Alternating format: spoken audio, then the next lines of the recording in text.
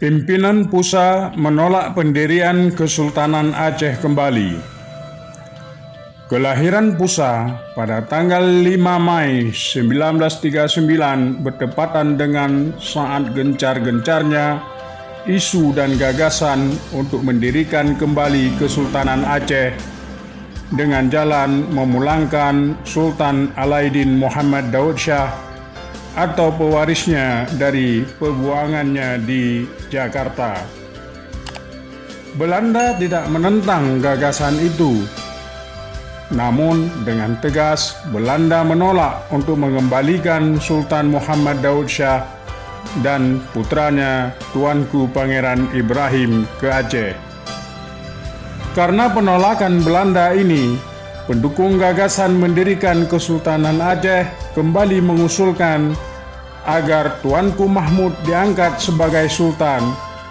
Usul ini didukung oleh Tengku Cik Pesangan.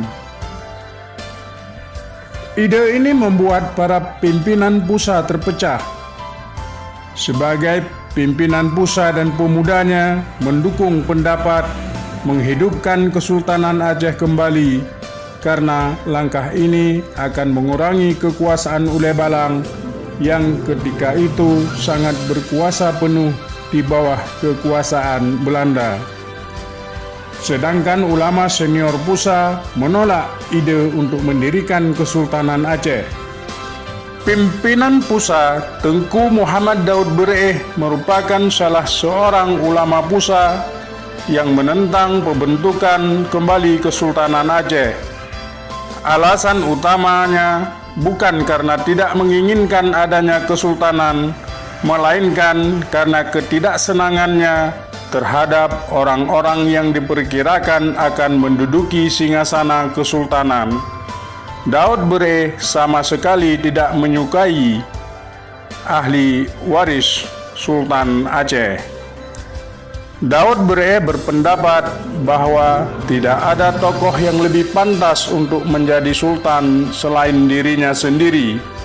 Dalam pandangannya, kepantasan itu diukur dari kesakralan pribadi seorang sultan. Menurut Daud Bereh, ia mempunyai kualifikasi itu sebab sebahagian rakyat Aceh menganggap dirinya bukan manusia biasa, melainkan antara manusia dan malaikat.